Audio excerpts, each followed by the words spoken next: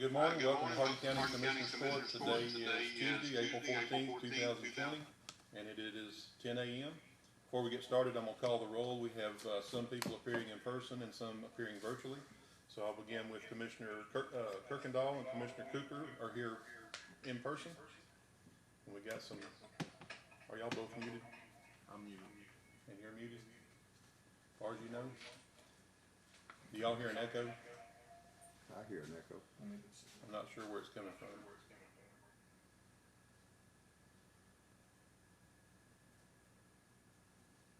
Yeah, it should be all.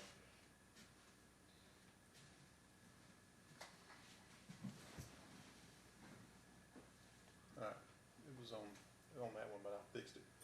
Alright, and we have Commissioner Pelt also appearing in person. Commissioner Roberts is appearing virtually. We also have Judge Brewer, Aaron Tupper, and Laura Gwines are appearing virtually as well. And so at this time, the meeting is called to order. If everyone will please rise for the invocation by Commissioner Roberts, followed by the Pledge of Allegiance. Dear gracious Heavenly Father, thank you for all the many blessings you have given us. Watch over and guide us and direct us as we go about the business of this court. Please have mercy on our great country as we go through this pandemic. And in Jesus Christ's name I pray. Amen. Amen. I pledge allegiance to the flag of the United States of America and to the republic for which it stands, one nation, under God, indivisible, with liberty and justice for all. Thank you, Commissioner Roberts. Item number 3 is approval of minutes of the March 31st, 2020 special meeting as presented by Glenn Dalston. So moved. Second. A motion by Commissioner Roberts, second by Commissioner Cooper. Any discussion? All in favor? Aye. Any opposed? Motion passes unanimously. Item number 4, consider approval of request to cancel all registered claims from the March 31st, 2020 agenda and approval of cash statement as presented by the County Treasurer, Deborah McWilliams. Good morning, Ms. McWilliams. Good morning. I'm asking the court to release me of the liability of $933,574.27.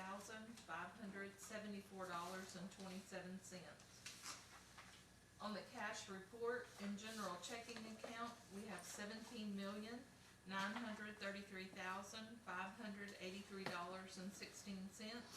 In text pool, we have $299.85 for a total in cash funds of $17,933,883.01.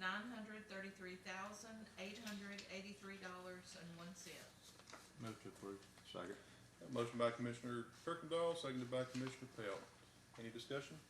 May I add one thing? Yes, ma'am, please do. The interest for the month of March on the text pool account was $2,463.78. You know what I failed to do is to get this going.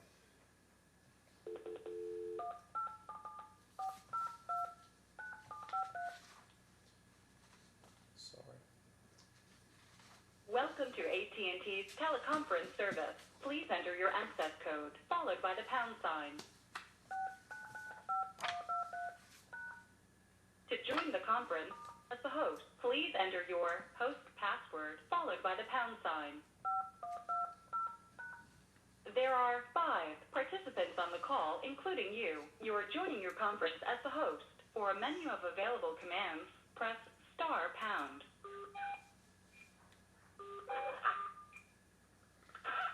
Good morning, this is Wayne McDaniel, and we have our conference call line up. We're a few minutes late. We've actually started our meeting. We're 3 minutes in. I apologize for not dialing y'all in sooner. We're actually on item number 4 right now. So if everybody will please mute your lines, and if you have anything you'd like to say to address the court, you can unmute and announce that at that time.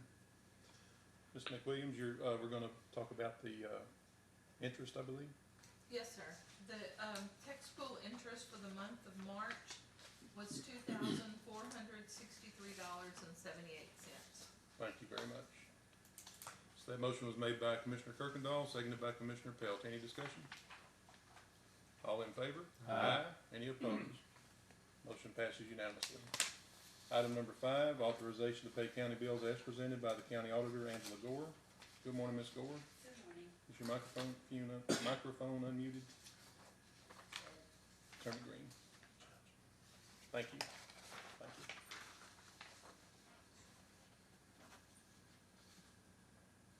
The pre-approved expenditures for April the 1st are $29,479.12. The pre-approved expenditures for April the 8th through the 9th are $17,155.26. The pre-approved expenditures for April the 9th, 2020 were $483,399.60. Pre-approved expenditures for April the 14th were $333,452.37. The total expenditures and transfers are $863,486.35. The gross payroll for April the 9th was $499,602.26, and the total transfer for that payroll is $612,023.98. Move to pay the bill. Second. Motion by Commissioner Cooper, seconded by Commissioner Kirkendall to pay the county bills as presented. Any discussion? All in favor? Aye. Any opposed? Motion passes unanimously. Ms. Gore, when do you present the expenditures for the disaster? It's not, I don't think, on the agenda, but I can do it now if you so choose, or at Yes, the end ma'am, of the if you don't meeting. mind. For our Fund 419, for the general ledger, the encumbrance, the total is $12,371.57. Our total supplies is $5,157.03. Payroll is $19,058.27, for a total of $36,586.87. We did receive an update from the Southeast Texas Regional EOC. As of April the 9th, the estimated cost for purchase orders are $33,064.85. The contract labor is $12,246.64, for a total of $45,311.49. So the estimated cost total for the Fund 419 is $36,586.87. For the Southeast Texas Regional EOC, the estimated cost for Hardin County's portion is $45,311.49, for a total of estimated cost at $81,898.36. Now, Angela, on the 45,311 from the regional EOC, some of that is actual expenses, and I don't think it's a whole lot, but the rest of it is what they've asked us to encumber based on some outstanding purchase orders. Is that right? Well, that total amount of the $45,311.49 is what they asked for us to encumber. They have paid to date $9,643.38, so our balance is $35,668.11. But they do estimate our total cost at $45,311. I just wanted to bring that up because it comes to a total of $81,898, and that exceeds the $75,000 that the court has already approved. So we're encumbering this other amount, and at the next court, I think we should ask to bump that $75,000 up. We can talk about that in detail at that time, but I would ask for the court to approve more. And when we get to item number 11, I'm hoping that you'll see that total amount is being covered so far through these grants that Ms. Whitley has been able to get through the state. And we'll talk about that more in detail when we get to item 11. Thank you, Ms. Gore. Any questions on the report that she just presented? Judge, Yes, sir. I know it's coming up on number 9, but does that also include the exempt pay? Yes, Yes. sir. That payroll Here. amount that she gave us does include that. That's Thank you. correct. Anything further? No, sir. Item number 6, discussion and possible action to approve the reappointment of Dr. Jana Winberg to the position of Local Health Authority. This appointment has to be done, I believe, by April 24th. So I put it on today's agenda, and So moved. I did ask her if she would agree to continue serving, and she said she would. So moved. Have a motion by Commissioner Kirkendall. Is that a second from Commissioner Pelt? Yes. All right. Any further discussion on item number 6? All in favor? Aye. Any opposed?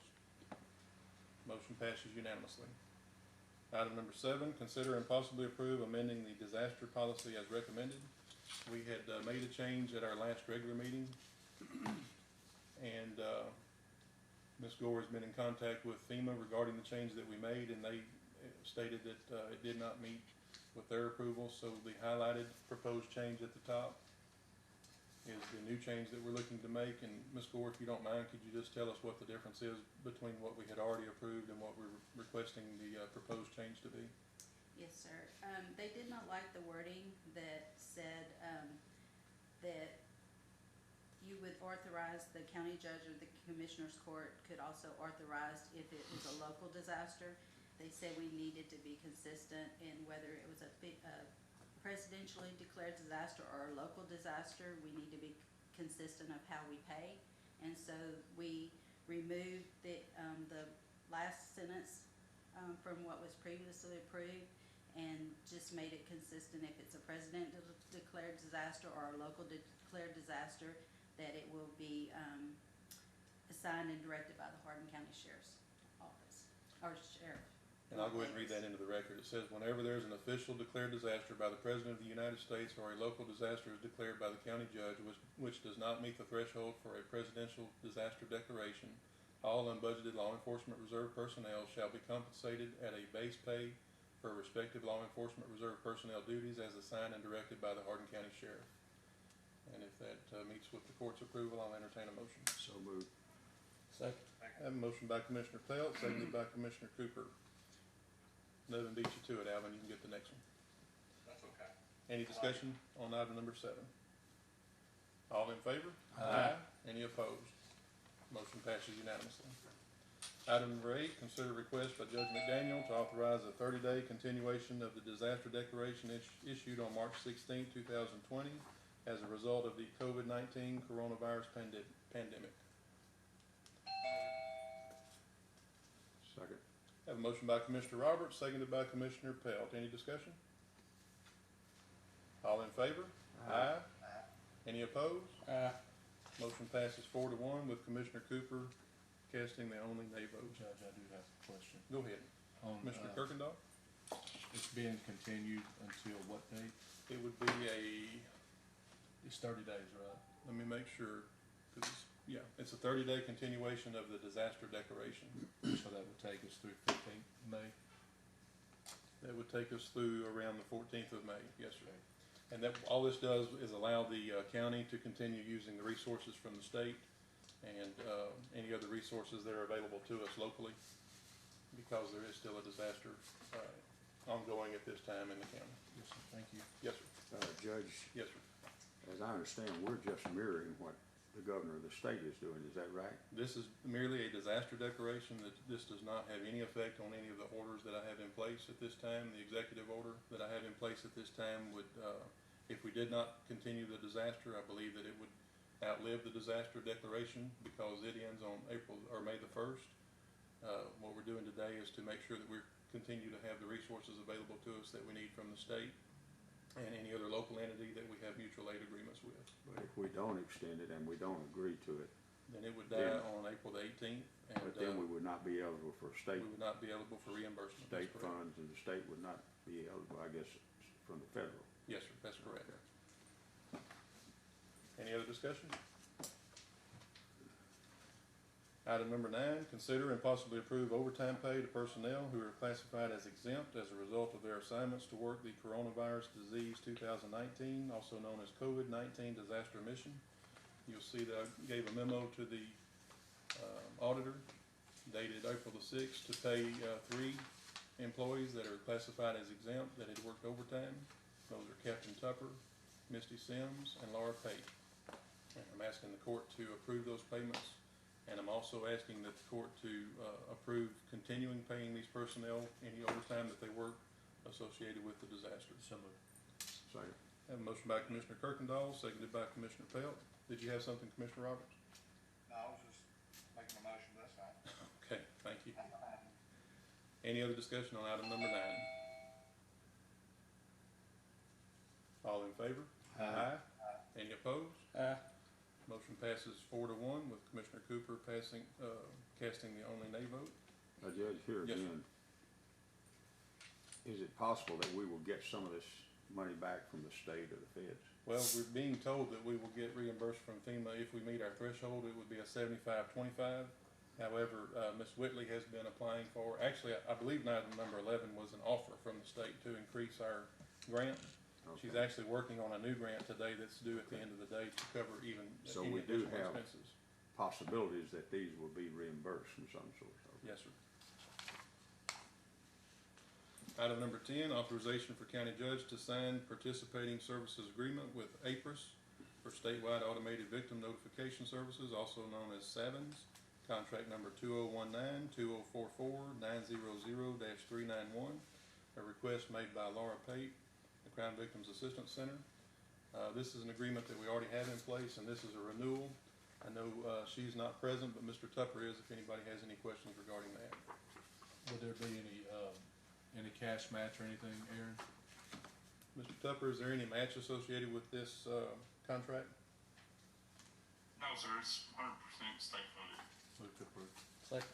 I have a motion by Commissioner Kirkendall, seconded by Commissioner Cooper. Any discussion? All in favor? Aye. Any opposed?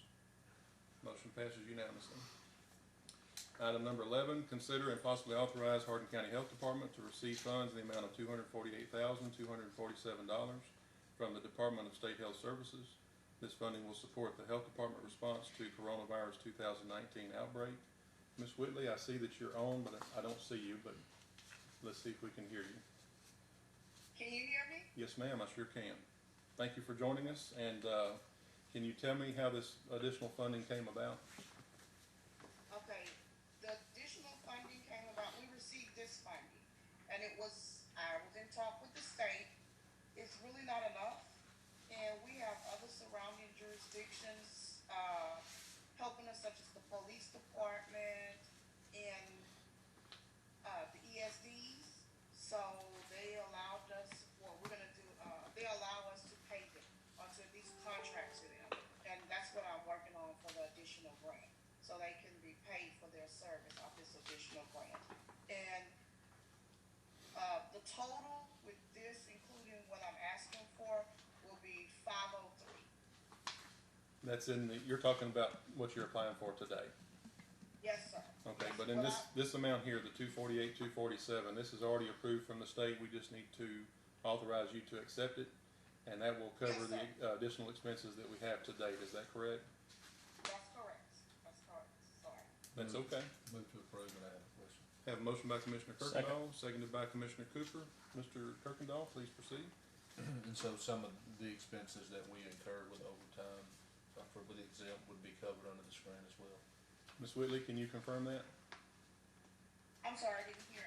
The overtime pay that we just approved for the 3 exempt personnel, plus the overtime that's already been paid to all the hourly personnel that did not require Commissioner's Court approval, is that covered in this $248,247?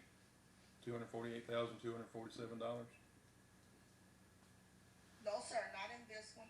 It'll occur in the other one that I'm asking for the additional money. Can you tell me what this $248,247 is covering?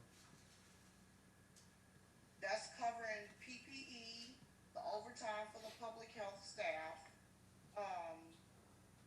the collection kits. It covered some of the cleaning expense and some of the things that were already spent that I went over with Misty. If Misty, I'm not too sure what it was, but it was some other expenses that the county incurred, and I know it was for the cleaning supplies. Yes, I think that was presented to us on March 31st by Ms. Gore. But I thought that the amount that we just approved paying to Captain Tupper and Ms. Sims and Ms. Pape was also covered under this $248,000. Not that one. It'll be covered under the additional. Okay. Okay. So, and you feel pretty certain we will get that? Oh, they're gonna give it to us. I just have to turn in the line item budget today. Okay. And then we'll take that to court at our next meeting for approval. Is that correct? That's correct. Any other discussion? All in favor? Aye. Any opposed? Motion passes Judge, I unanimously. do have a question Yes, sir. about Go ahead. the exempt pay. Yes, sir. Now, is that a blanket that we approve it, and as it comes back up, it's approved because we've done that? Is that? That was my hope, yes, Yes, is that okay. it would continue to be approved and wouldn't have to come to court each time, but if y'all would rather change that, we No, can. I was just making sure that Okay, we didn't have to. yes, sir, thank you. Thank you, Ms. Whitley. Item Yes, number sir. 12, discussion and possible action for permission to apply for the TxDOT County Transportation Infrastructure Fund Grant Program and appointment of county contact if this is authorized. Good morning, Ms. Young. Good morning. This is a TxDOT grant for roads that have been damaged from the oil and gas industry. Hardin County was allocated $325,359. And the application has to be turned in by May the 27th. This is a grant that we applied for back in 2014. Mr. Kirkendall was the contact for that, and I'm not sure which roads were able to be fixed, but I believe there was a few that we were able to fix. There's a 20% match on this. And we would be able to budget for that in 21 if that is approved, is that correct? Correct. Okay. And if this is approved, I'd like to ask Commissioner Kirkendall to be our point of contact again on that. Yes, sir, reluctantly. We did a great job last time. We'd appreciate it if you do it again. Chris, did we use an engineer to? No, sir, Yeah, we certified our own, Yes, sir. through, Okay. through our normal, practices, SOP. And then what we do is we submit the projects to TxDOT Beaumont, their engineer signs off on it, and then inspects the work when it's done. Yeah, same thing. That's why we did Keith Road and some Yes. in your deal. Yes, sir, and then the 20% always, came out of our budgets. Yeah, Okay. and I'm glad to pay 20% to get some. Is that a motion? Yeah, that's a motion. I have a motion by Commissioner Pelt, seconded by Commissioner Cooper. Any further discussion? Once we get into it, if it's okay, I don't think I'll violate anything if I email the, commissioners and just start getting projects from each precinct that Yes, meet the sir. criteria. Yes, sir, that'd be great. Okay. Thank you. And I appreciate you agreeing to serve as the contact for that as Yes, sir. well. Any other discussion? All in favor? Aye. Any opposed? Motion passes unanimously. Item number 13, authorization for county judge to sign purchase agreement with Motorola Solutions Incorporated for the purchase and installation of radio console equipment, which has been previously presented and approved in Commissioners Court on January the 29th, 2019, as part of the SHSP fiscal year 19 grant number 3859701, titled P25 SHSP Consoles Grant. Console grant is for $164,741, and the total cost is $207,942.21, with a difference of $43,201.21, which will be paid out of line item number 010401424. Mr. Tupper, you have anything else you want to present on that? Move to approve that. Second. No, sir. Any questions? I have a motion by Commissioner Kirkendall, seconded by Commissioner Cooper, and Commissioner Kirkendall has a question. Go ahead, sir. Which line item is that, 424? That is the regional radio system line item. That was easy. Any other questions or comments? Anything else you want to say, Aaron? Thank y'all. Thank you. All in favor of the motion? Aye. Any opposed? Motion passes unanimously. Item number 14, permission to dispose of surplus election bags, approximately 21 of them, pursuant to Texas Local Government Code 263.152A3. Request made by Ms. Sims. Move to approve. Second. Have a motion by Commissioner Kirkendall, seconded by Commissioner Cooper. Any discussion? All in favor? Aye. Any opposed? Motion passes unanimously. Item number 15, present results of bids submitted for overlaying approximately 740 feet on Thomas Road, 6,624 feet on Biscamp Road, and 2,944 feet on Old Coons Road located in Precinct 2, and possibly award to successful bidder. Ms. Sims? Morning. Good morning. Bids were open on March 13th, 2020 at 2 p.m. in the purchasing department front office. Myself, Stacy Eckert, and Erica Singletary were present. CMM bid $240 a square yard. LD Construction bid $250 a square yard. Mason Construction at $390 a square yard. I did previously read these in court, but we didn't have it as an action item, so today I think we're gonna try to award. Okay. I did contact the contractor, CMM, that was the apparent low bidder, and they did agree to hold the bid. Okay, thank you. Move to approve. Second. Have a motion by Commissioner Pelt, seconded by Commissioner Cooper. Any discussion? All in favor? Aye. Any opposed? Motion passes unanimously. Thank you, Ms. Sims. Item number 16, discussion only of any item not on the agenda without taking any action. Any commissioners have anything? I do. Commissioner Kirkendall? Angela, I talked with Ken Durbin today.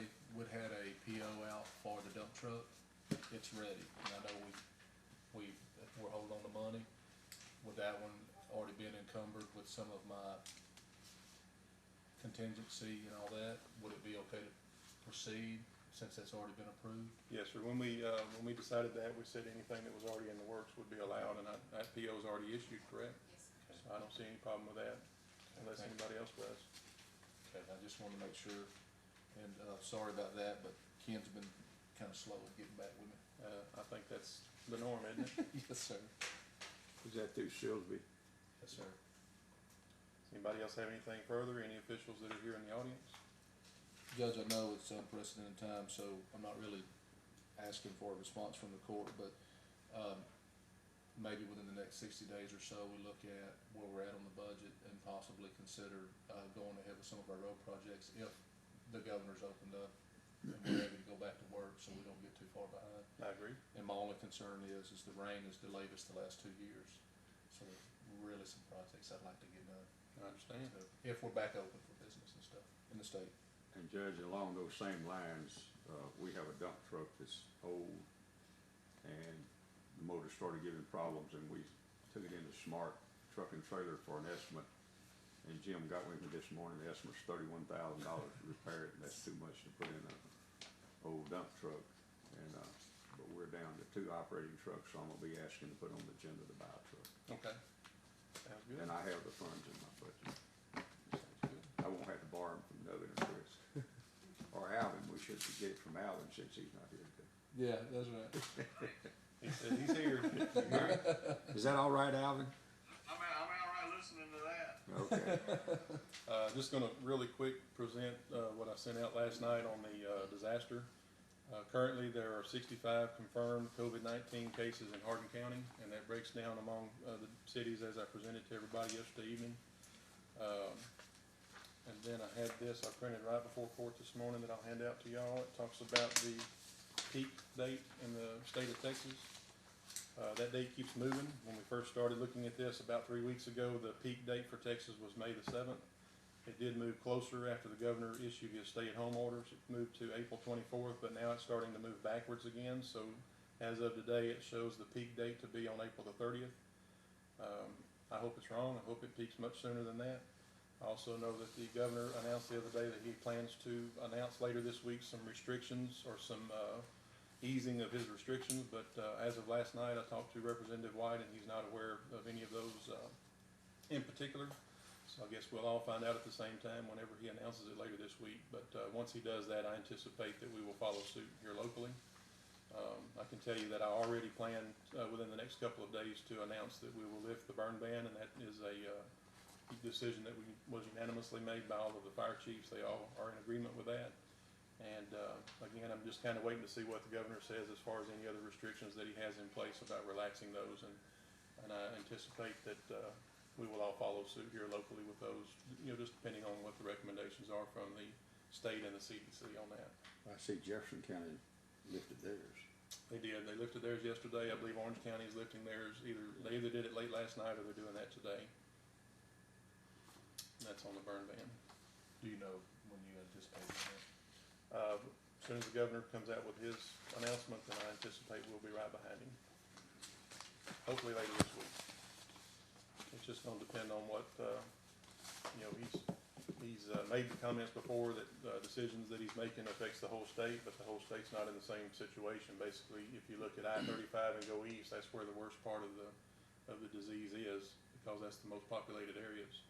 So I'm sure that there'll have to be some recommendations that come down from the CDC and the state through the DSHS, and then we'll follow those from there.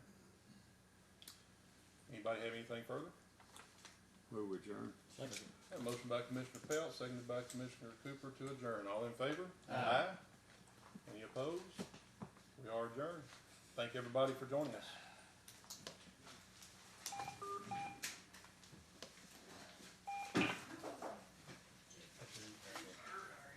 Yeah. Sure. Yeah.